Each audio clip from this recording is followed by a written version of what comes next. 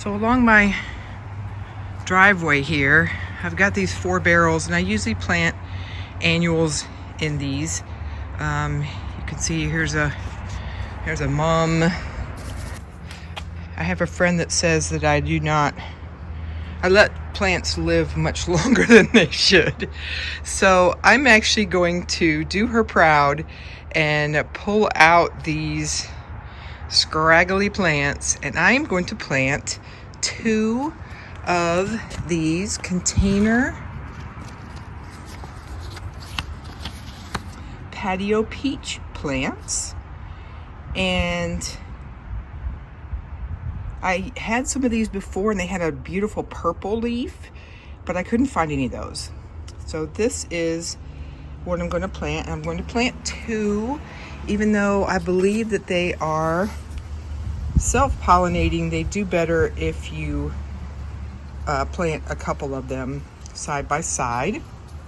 So I am going to plant those, and they're up against this white siding, so that will reflect the sun back on them also, so they will be getting plenty of light.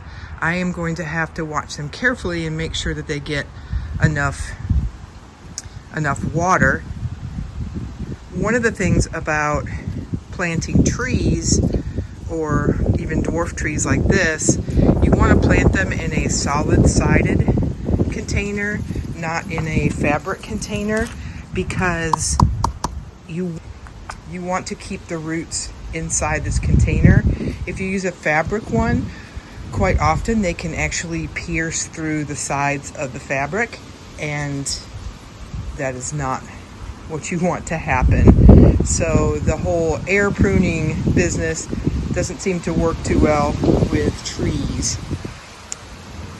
So I've got those 2 to plant in 2 of my containers. I've also got some dahlias in here. Here's one of them, but I did not cover them, so chances are they've rotted out already anyway. So let's get to work. I plan to add some things to this soil. It's pretty good soil. It's compost, and it's some good potting mix that's in there now. For drainage, I'm going to add a little bit more perlite in there. And then the opposite of that, I don't want it to drain so fast that the roots don't get what they need. So I'm going to add some of these water saver crystals. Basically, it's a polymer that is very small. They look almost like grains of salt, and they absorb water when it rains, and then when it's dry they slowly shrink back and give off the water, so the roots can actually get the water from these crystals. So I'm going to take maybe 2 teaspoons in here, maybe 3 since I've got a couple of plants. And we will let those grow a bit while we are playing with the soil. I also have some wood mulch that I got when they were cutting the trees. So I've got a big pile of that I will mix a bit of that in. That will add some organic material, and it'll also make a good mulch for the top. So the first thing I have to do is remove the things that are in there that I don't want.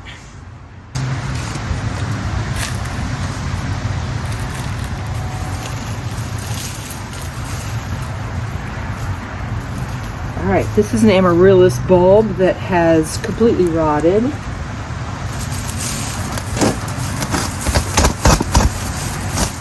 Okay, this is some leftover flowers from last year.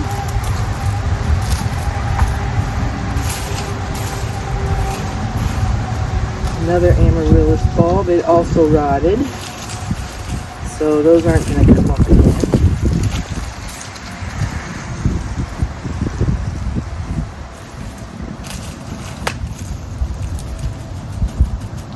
some little annual plants that are popping their heads up. They're supposed to be annuals.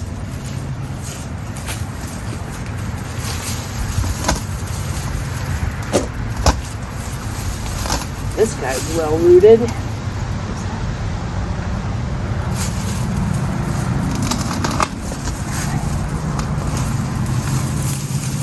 All right. That's a nice root system. It's made lots of babies too. This is a type of iris. It's the yellow one. Save that one to put somewhere else. Or maybe put it back in here. So my thought is I'm going to plant these trees, and then I'm going to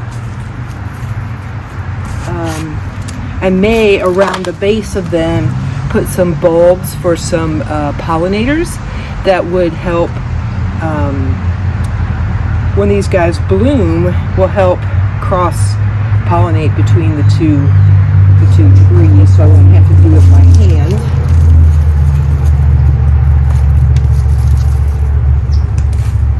So, first thing I'm going to do is dig a hole.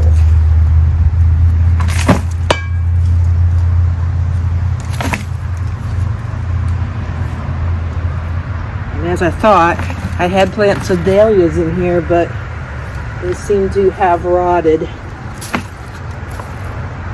I did not cover them. With dahlias, you have to keep them dry through the winter, which I did not do on these. You can see here some of the roots from them, but I don't see any actual bulbs. All right, so this is a pretty big pot that this is in. So I'm going to have to dig a pretty deep, substantial hole in this soil. So good to know, amaryllis will not do well outside. I've not tried them outside.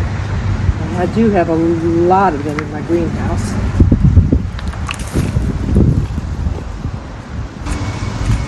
Alright, we'll have to try this out, see if it's deep enough and wide enough.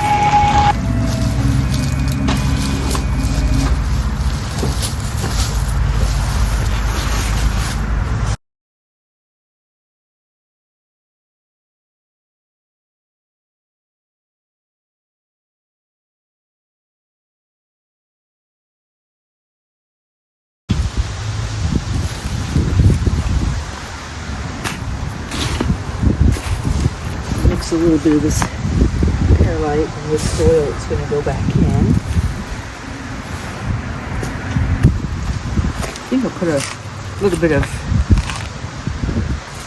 bit of fertilizer down around the bottom of the root. So I have a fertilizer that contains kelp, earthworm castings, feather meal, and bone meal. And I think that'll be good for making the soil giving it some nutrients. I'm going to sprinkle that, a little bit of that around the base of the plant. Work it into the soil a little bit down there. So this is what I have so far. And now I'm going to fill this space with my soil that I got out of there, that I mixed a little bit of perlite into.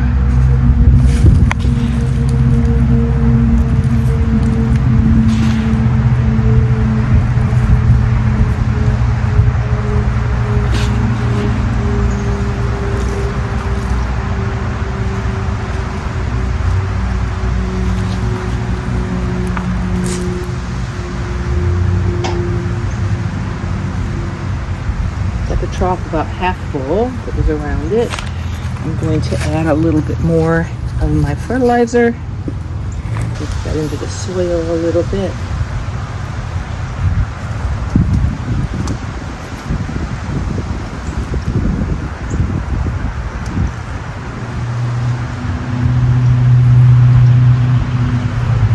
It's better to put the fertilizer in when you're planting things. If you just put it on top, yes, it will work its way down, but it takes a while to get down there. Alright, I'm going to add a few more water crystals. This layer.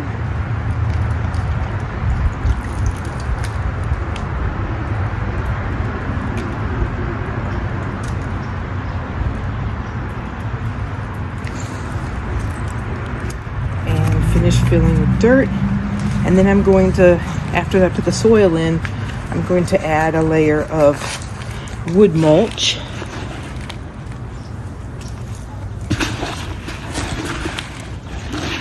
You want to try to keep the top of the soil even with the top of the soil that the tree was growing in. So you don't stress it out too much.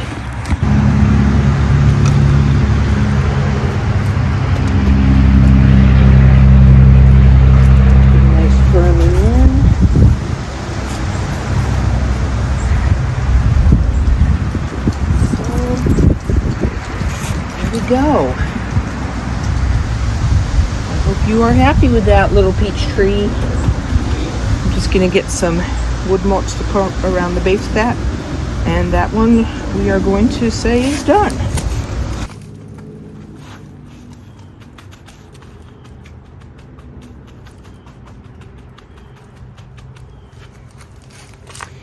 Now, I was watching a video about the bark of the plant being susceptible to sunburn, and being here against this white background, it's going to be getting light from both sides.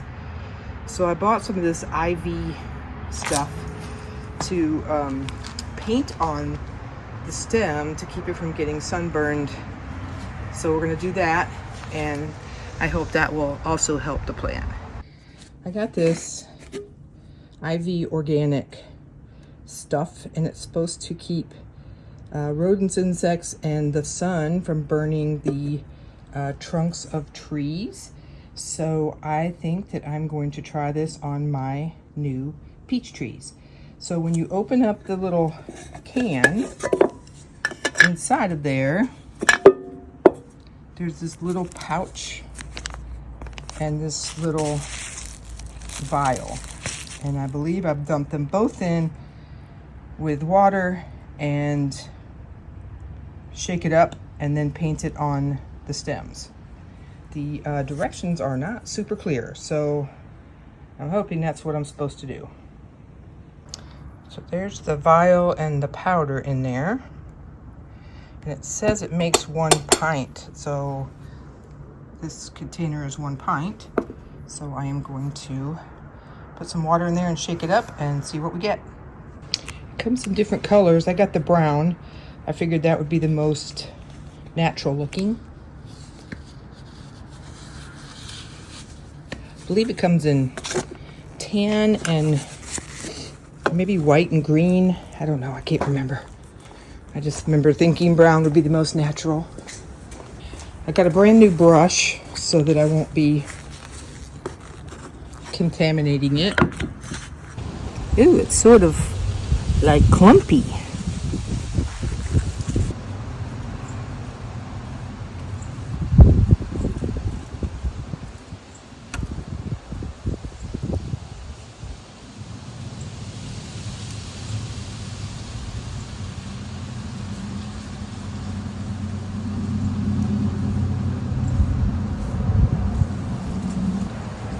I want to make sure I do the back side as well, since it's going to be reflecting off this white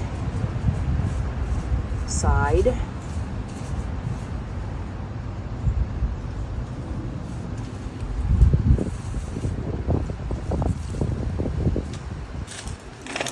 And let me check this one last side over here.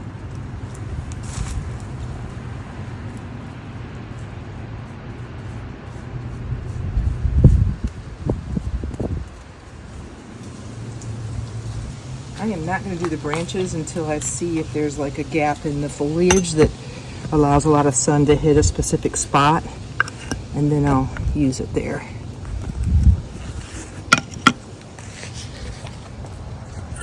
All right, so here it is, coated with that stuff.